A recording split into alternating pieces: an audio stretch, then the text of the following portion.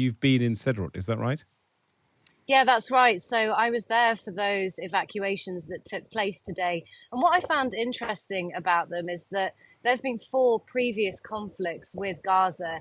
And in previous conflicts, you haven't seen this many people evacuate from Sderot, which is the last town before Gaza. And we spoke to one woman who was born there, who's never evacuated in the past, but she says this time it feels different and she wanted to for the safety of her children. She had four children that she had come back to evacuate. And I should say, she'd only given birth a week ago.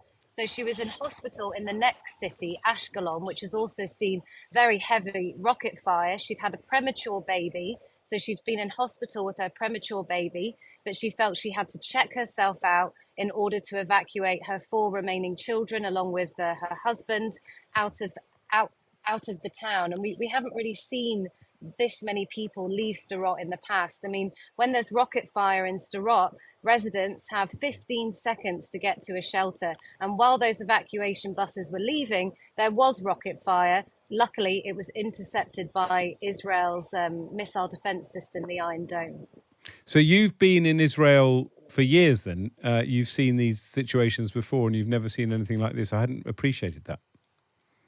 Yeah, so I don't live here. I live in Istanbul now, but I used to be a journalist here for 3 years, and I've covered previous conflicts here. And this is unlike anything that anyone's seen before. Firstly, because of the enormous loss of Israeli life, but also because people here are so afraid. They feel like their security has been shattered. The Israeli Prime Minister, Benjamin Netanyahu, his nickname is Mr. Security. And Israelis for decades now have relied on the Israeli Defense Forces to protect them, even though they've faced threats on various borders and threats from within the country. They have always felt that the Israeli Defense Forces and the country can protect them.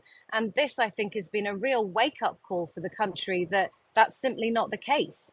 And Sorry, carry well, on. I was going to take that point that you make further because we spoke to Naga Tunalovsky in Jerusalem, and I wanted to kind of drill down into what you're saying because she was saying that feels like a sort of absence of government. You know, civic society is stepping in to supply food to the front line and that kind of thing.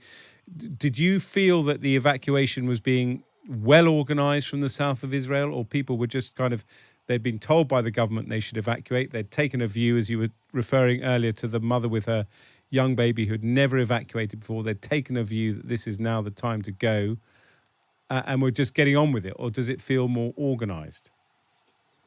I'd say it depends. I mean, that felt fairly organized to me, but the other person you spoke to is right. I mean, there's a huge mobilization in the country of Israelis who have joined forces to do whatever they can. They're delivering food to the front lines. They are out trying to help in a medical capacity.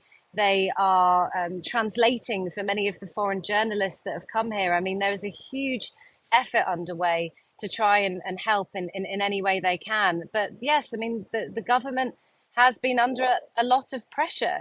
And that's why we saw this unity government formed this week. The reason for it was to try and unify the country, but also to bring back some of the old caste, because the government that Netanyahu has formed is not very experienced, especially when it comes to conflict. So one of the reasons Netanyahu needed to form this unity government is so he has a strong government to face what is one of the biggest challenges Israel has ever experienced.